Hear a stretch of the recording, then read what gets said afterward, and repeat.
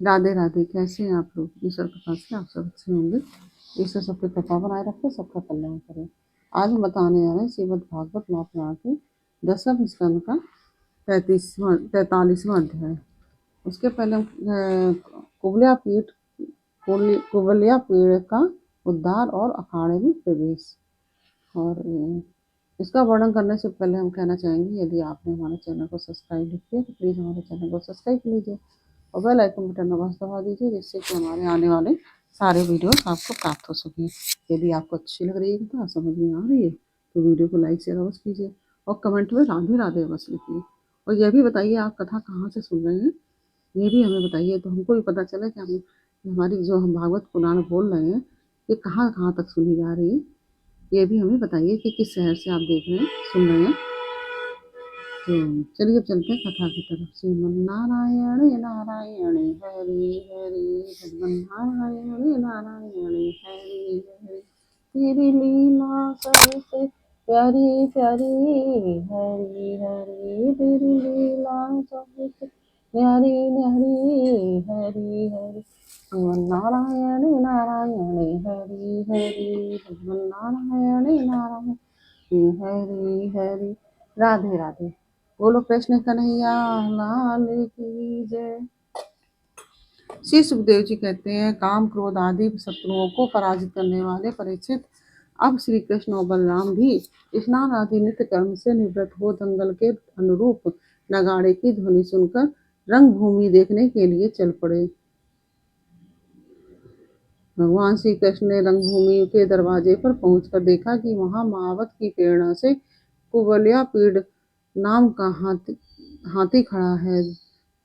तब भगवान श्री कृष्ण ने अपनी कमर कस ली और घुंघराली अलके समेट ली और तथा मेघ के समान गंभीर वाणी से महावत को ललकार कर कहा, महावत, ओ महावत, हम दोनों को रास्ता दे दो, हमारे मार्ग से हट जा। अरे सुनता नहीं, देर मत कर, नहीं तो मैं के हाथी के साथ अभी तुझे यमराज के घर पहुंचाता हूँ। भगवान श्री कृष्ण ने महावत को जब इस प्रकार धमकाया तब वह क्रोध से तिलमिला उठा और उसने काल मृत्यु तथा यमराज के समान अत्यंत भयंकर कुबलिया पीड़ को अंकुश की मार से खुद करके श्री कृष्ण की ओर बढ़ाया। कुबलिया पीड़ ने भगवान की ओर झपट कर उन्हें बड़ी तेजी से सूंड में लपेट लिया और परंतु भगवान सूंड से बाहर सरक गए और उसे एक घूंसा जमाकर उसके पैरों के बीच में जा छिपे। उन्हें अपने सामने न देखकर कुबलिया पीड़ को बड़ा क्रोध हुआ। उसने सूंघ कर भगवान को अपनी सूंड में टटोल लिया और पकड़ा भी, परंतु उन्होंने बलपूर्वक अपने को छुड़ा लिया। उसके बाद भगवान उस बलवान हाथी की पूंछ पकड़कर खेल खेल में ही उसे 100 हाथ तक पीछे घसीट लाए, जैसे गरुड़ सांप को घसीट लाते हैं। जिस प्रकार घूमते हुए बछड़े के साथ बालक घूमता है, अथवा स्वयं भगवान श्री कृष्ण जिस प्रकार बछड़े से खेलते थे, वैसे ही वह उसकी पूंछ पकड़कर उसे घुमाने और खेलने लगे। जब वह दाएं से घूमकर उनको पकड़ना चाहता तब वे बाएं आ जाते और जब वह बाएं की ओर से घूमता तब वे दाएं घूम जाते। इसके बाद हाथी के सामने आकर उन्होंने उसे एक घूंसा जमाया और वे उसे गिराने के लिए इस प्रकार उसके सामने सामने से भागने लगे मानो वह अब छू लेता है तब छू लेता है, अब छू लेता है तब छू लेता है। भगवान श्री कृष्ण ने दौड़ते दौड़ते एक बार खेल खेल में ही पृथ्वी पर गिरने का अभिनय किया और झट वहां से उठकर भाग खड़े हुए। उस समय वह हाथी क्रोध से जल भुन रहा था। उसने समझा कि वे गिर पड़े हैं और बड़े जोर से अपने दोनों दांत धरती पर मारे।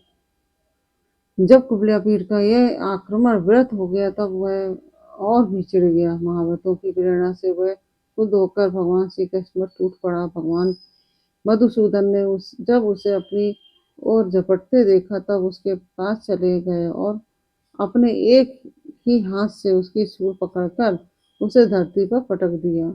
उसके गिर जाने पर भगवान ने सिंह के समान खेल खेल में उसे पैरों से दबाकर उसके दांत उखाड़ लिया और उन्हीं से हाथी और महावतों का काम तमाम कर दिया। परीक्षित मरे हुए हाथी को छोड़कर भगवान श्री कृष्ण ने हाथ में उसके दांत लिए लिए ही रंगभूमि में प्रवेश किया। उस समय उनकी शोभा देखने के योग्य थी। उनके कंधे पर हाथी का दांत रखा हुआ था। शरीर रक्त और मद की बूंदों से सुशोभित था और मुख कमल पर पसीने की बूंदें झलक रही थी। परीक्षित भगवान श्री कृष्ण और बलराम दोनों ही हाथों में कुबलिया पीठ के बड़े बड़े दांत अस्त्र के रूप में सुशोभित हो रहे थे। कुछ ग्वाल बाल उनके साथ साथ चल रहे थे। इस प्रकार उन्होंने रंगभूमि में प्रवेश किया। जिस समय भगवान श्री कृष्ण बलराम जी के साथ रंगभूमि में पधारे, उस समय वे पहलवानों को वज्र कठोर शरीर, साधारण मनुष्यों को नर रत्न, स्त्रियों को मूर्तिमान कामदेव, गोपों को सृजन, दुष्ट राजाओं को दंड देने वाले शासक, माता पिता के समान बड़े बूढ़ों को शिशु, कंस को मृत्यु, अज्ञानियों को विराट, योगियों को परम तत्व और सब भक्त शिरोमणि वंशियों को अपने इष्ट देव जान पड़े। सबने अपने अपने भावा अनुरूप क्रमशः रौद्र, अद्भुत श्रृंगार, हास्य और वीर वात्सल, भयानक, बीभत्स, शांत और प्रेम भक्ति रस का अनुभव किया। राजन, वैसे तो कंस बड़ा ही धीर वीर था, फिर भी जब उसने देखा कि इन दोनों ने कुबलिया पीठ को मार डाला, तब उसकी समझ में यह बात आई कि इसको जीतना तो बहुत कठिन है। उस समय वह बहुत घबरा गया। जब श्री कृष्ण और बलराम जी की बाहें बड़ी लंबी लंबी थी, पुष्पों के हार, वस्त्र और आभूषण आदि से उनका वेश विचित्र हो रहा था। ऐसा जान पड़ता था मानो उत्तम वेश धारण करके दो नट अभिनय करने के लिए आए हों, जिनके नेत्र एक बार उन पर पड़ जाते बस लग ही जाते। यही नहीं, वे अपनी कांति से उसका मन भी चुरा लेते। इस प्रकार दोनों रंग भूमि में शोभायमान हुए। परीक्षित मंचों पर जितने लोग बैठे थे, वह मथुरा के नागरिक और राष्ट्र के जन समुदाय पुरुषोत्तम भगवान श्री कृष्ण और बलराम जी को देखकर इतने प्रसन्न हुए कि उनके नेत्र और मुखकमल खिल उठे, उत्कंठा से भर गए। वे नेत्रों के द्वारा उनकी मुख माधुरी का पान करते करते तृप्त ही नहीं होते थे, मानो वे उन्हें नेत्र से पी रहे हों, जिह्वा से चाट रहे हों, नासिका से सूंघ रहे हों और भुजाओं से पकड़ कर हृदय से सटा रहे हों। उनके सौंदर्य, गुण, माधुर्य और निर्भयता ने मानो दर्शकों को उनकी लीलाओं का स्मरण करा दिया है, और वे लोग आपस में उनके संबंध की देखी सुनी बातें कहने सुनने लगे। ये दोनों साक्षात भगवान नारायण के अंश हैं।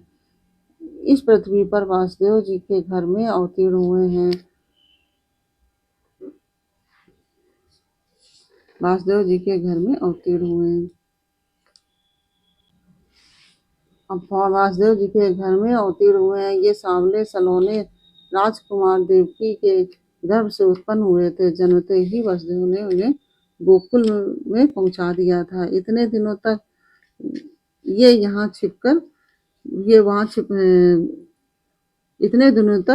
छिपकर रह रहे और नंद जी के घर में ही पलकर इतने बड़े हुए हैं।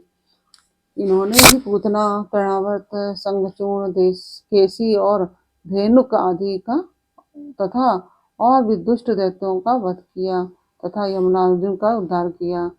और भी दैत्यों का वध तथा यमनार्जुन का उद्धार किया। उन्होंने ही गौ और ग्वालों को दावा नल की ज्वाला से बचाया था। कालिया नाग का दमन और इंद्र का मान मर्दन भी इन्होंने ही किया था। इन्होंने 7 दिनों तक एक ही हाथ पर गिरिराज पर्वत को उठाए रखा और उसके द्वारा आंधी पानी तथा वज्रपात से गोकुल को बचा लिया। गोपियां इनकी मंद मंद मुस्कान, मधुर चितवन और सर्वदा एक रस प्रसन्न रहने वाले मुखारबिंद से बुखार बिंदु के दर्शन से आनंदित रहती थी और अनायास ही सब प्रकार के तापों से मुक्त हो जाती थी।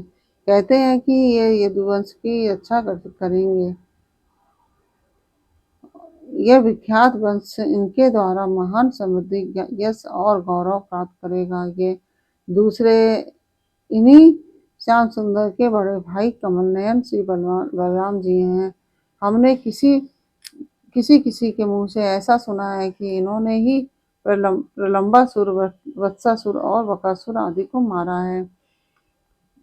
जिस समय दर्शकों में यह चर्चा हो रही थी और अखाड़े में तुरही आदि बाजे बज रहे थे, उस समय चारुण ने भगवान श्री कृष्ण और बलराम को संबोधन करके यह बात कही, नंद नंदन श्री कृष्ण और बलराम जी, तुम दोनों वीरों के आदरणीय हो। हमारे महाराज ने यह सुनकर कि तुम लोग कुश्ती लड़ने में निपुण हो, तुम्हारा कौशल देखने के लिए तुम्हें यहाँ बुलवाया है। देखो भाई, जो प्रजा मन, वचन और कर्म से राजा का स्वीकार करती है उसका भला होता है, और जो राजा की इच्छा के विपरीत काम करती है उसे हानि उठानी पड़ती है। यह सभी जानते हैं कि गाय और बछड़े चराने वाले ग्वालिये प्रतिदिन आनंद से जंगल में कुश्ती लड़ लड़कर खेलते रहते हैं और गाय चराते रहते हैं। इसलिए जाओ, हम और तुम मिलकर महाराजा को प्रसन्न करने के लिए कुश्ती लड़ें।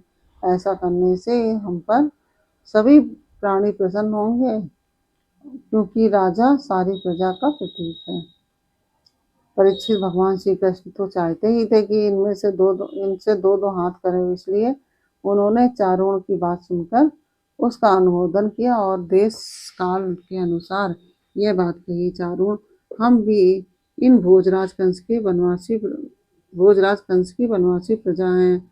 हमें इनको प्रसन्न करने के लिए प्रयत्न करना चाहिए, इसलिए इसी में हमारा कल्याण है।